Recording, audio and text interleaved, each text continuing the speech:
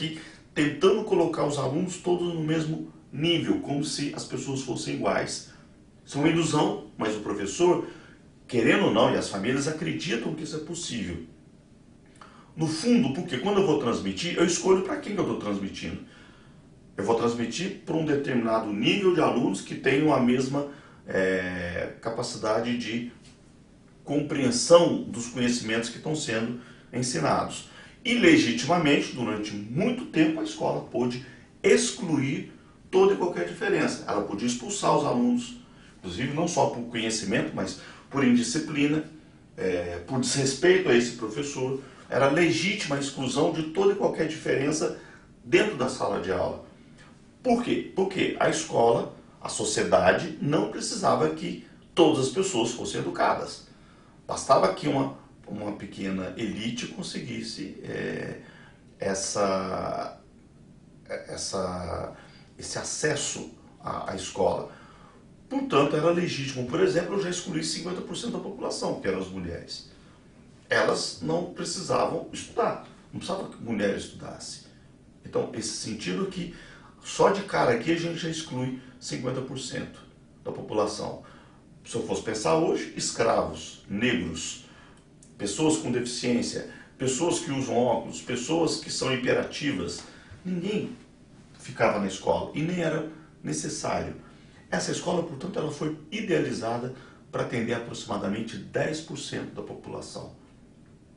E é essa escola que, de uma certa forma, geograficamente, espacialmente, arquitetonicamente e no modelo de ensino prevalece até hoje. É isso que começa a mudar a partir do que o Steve vai chamar da terceira revolução educacional.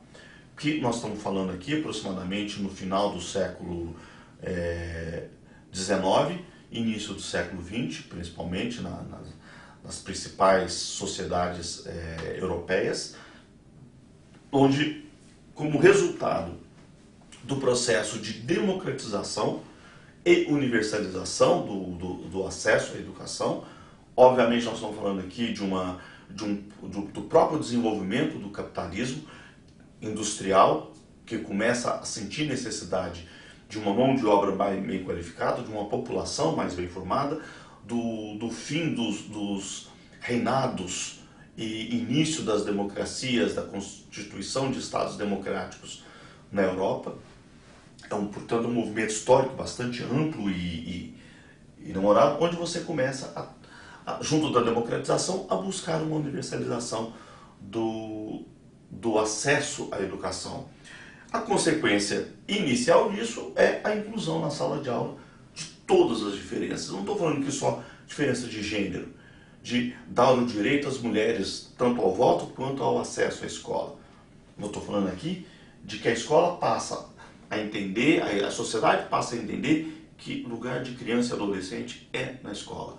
Portanto, eu preciso fazer a inclusão na sala de aula das diferenças sociais, econômicas, psíquicas, físicas, culturais, religiosas, raciais, ideológicas e de gênero, por exemplo. Quer dizer, nós estamos falando aqui de uma sociedade que diz que todas as crianças, todos os jovens precisam estar no espaço da sala de aula. Aquela sala de aula que foi pensada para ter simplesmente 10% da população. Agora vai ser 100%.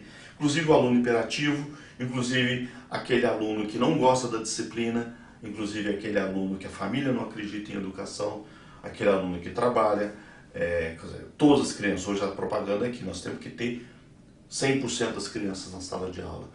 No Brasil, enquanto na Europa a gente está falando do início do século XX, isso no Brasil só se consolida, começa a se consolidar efetivamente a partir da Constituição de 88, a chamada Constituição Cidadã, onde aqui sim, pela primeira vez na história do Brasil, se coloca que a educação é um direito de todas as pessoas.